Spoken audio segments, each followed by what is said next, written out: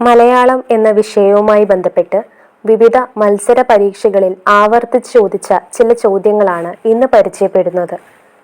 പ്രാചീന മലയാള സാഹിത്യം എന്ന വിഷയത്തെ അടിസ്ഥാനമാക്കിയിട്ടുള്ളതാണ് ഇന്നത്തെ ക്ലാസ്. ആദ്യത്തെ ചോദ്യം: ചീരാമനെ മലയാളത്തിലെ ചോസർ എന്ന് വിശേഷിപ്പിച്ചത് ആരാണ്?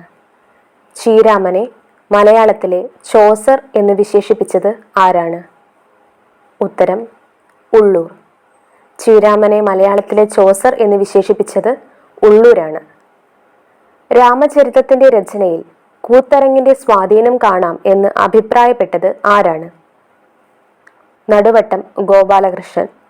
നടുവട്ടം ഗോപാലകൃഷ്ണനാണ് രാമചരിതത്തിന്റെ രചനയിൽ കൂത്തരങ്ങിന്റെ സ്വാധീനം കാണാം എന്ന് അഭിപ്രായപ്പെട്ടത്.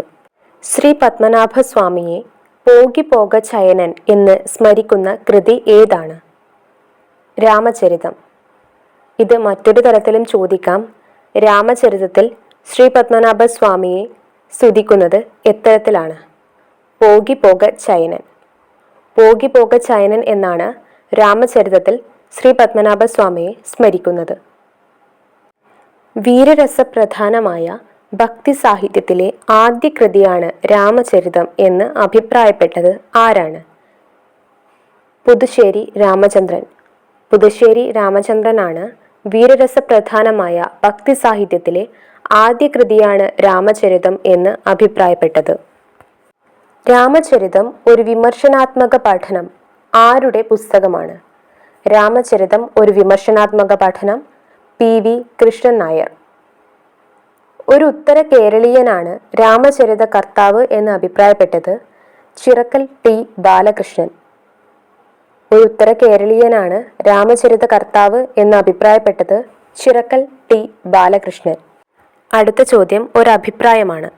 മേൽക്കോയ്മയ്ക്കു വേണ്ടി സംസ്കൃതവും തമിഴും തമ്മിൽ നടത്തിയ പോരാട്ടം സാംസ്കാരിക രംഗത്ത് സംഘർഷത്തിന് വഴിതെളിച്ച അവസരത്തിൽ സംസ്കൃതം ഒഴിച്ചു നിർത്തി ദ്രാവിഡത്തിന്റെ സ്വത്വം നിലനിർത്താൻ വേണ്ടിയാകാം പാട്ടിനെ ലക്ഷണ നിർണയം ചെയ്തത്. ഈ അഭിപ്രായം ആരുടേതാണ്? എരുമേലി. ഒന്നുകൂടി പറയാം.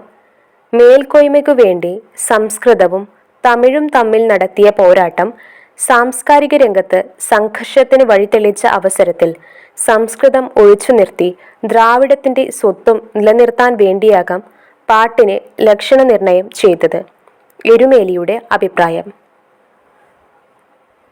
രാമചരിതത്തിൽ മലയാളം തമിഴിന്റെ വേഷം കെട്ടിയിരിക്കുന്നു എന്ന് പറഞ്ഞത് ആരാണ്? KN എഴുത്തച്ഛനാണ് രാമചരിതത്തിൽ മലയാളം തമിഴിന്റെ വേഷം കെട്ടിയിരിക്കുന്നു എന്ന് പറയുന്നത്. രാമചരിതം അതുണ്ടായ കാലത്തെ പാട്ടിനുപയോഗിച്ച ഭാഷയിലാണ് രചിക്കപ്പെട്ടത്. ആരുടെ അഭിപ്രായം? ഉള്ളൂർ. രാമചരിതം അതുണ്ടായ കാലത്തെ പാട്ടിന് ഉപയോഗിച്ച ഭാഷയിലാണ് രചിക്കപ്പെട്ടത്.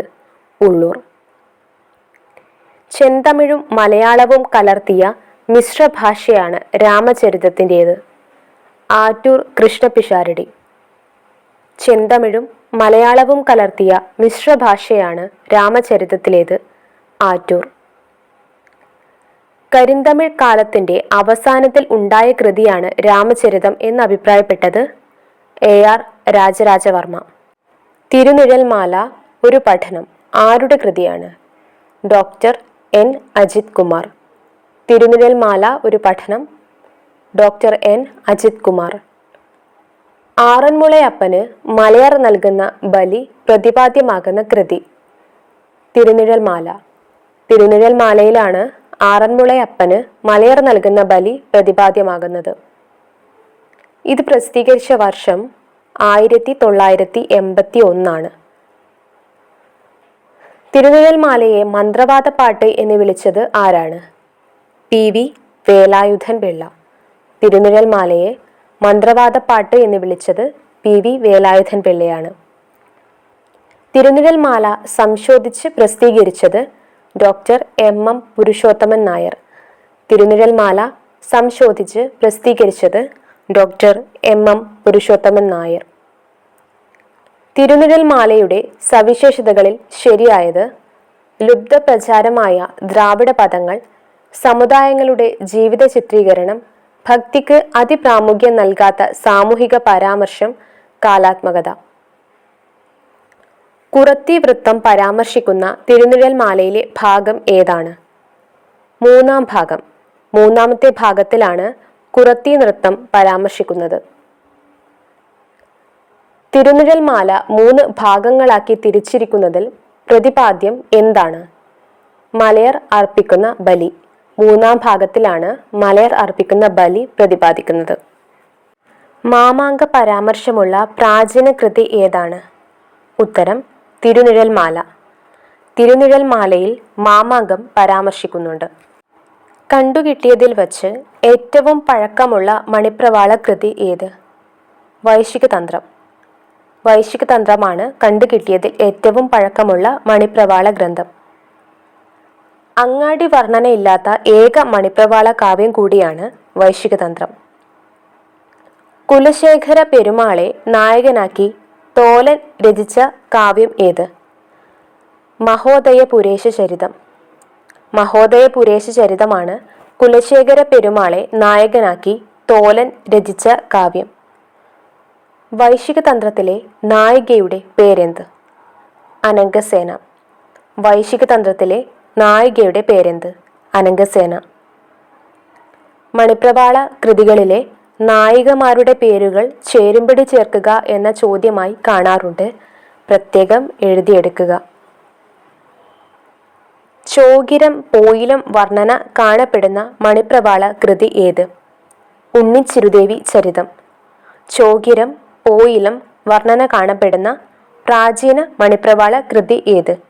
ഉണ്ണിച്ചിരുദേവി ചരിതം. ഭീഷ്മയുദ്ധ വർണ്ണനയുള്ള ചമ്പു. ഭാരതം ചമ്പു. ഭാരതം ചമ്പുവിലാണ് ഭീഷ്മയുദ്ധത്തിന്റെ വർണ്ണന ഉള്ളത്. മന്ദാരമാല നായികയായി വരുന്ന മണിപ്രവാള കൃതി ഏത്? രാജരത്നാവലീയം. രാജരത്നാവലീയത്തിലെ നായിക ഏതാണ്? മന്ദാരമാല. ചമ്പുവിന്റെ ലക്ഷണം പറഞ്ഞിരിക്കുന്ന കൃതി സാഹിത്യദർപ്പണം. ചമ്പുവിന്റെ ലക്ഷണം പറഞ്ഞിരിക്കുന്ന കൃതി ഏതാണ്? സാഹിത്യദർപ്പണം.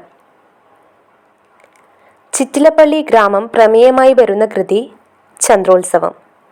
ചിറ്റിലപ്പള്ളി ഗ്രാമം പ്രമേയമായി വരുന്ന കൃതി ചന്ദ്രോത്സവം. തുഞ്ചൻ പ്രബന്ധങ്ങൾ ലേഖനം എഴുതിയത് എസ് ഗുപ്തൻ നായർ. തുഞ്ചൻ പ്രബന്ധങ്ങൾ ലേഖനം എഴുതിയത് എസ് ഗുപ്തൻ നായർ. ചെറുശ്ശേരി എന്നത് ഗ്രന്ഥനാമമാണെന്ന് അഭിപ്രായപ്പെട്ടത് ആരാണ്? കുണ്ടൂർ നാരായണ മേനോൻ. ചെറുശ്ശേരി എന്നത് ഗ്രന്ഥനാമമാണെന്ന് അഭിപ്രായപ്പെട്ടത് ആരാണ്?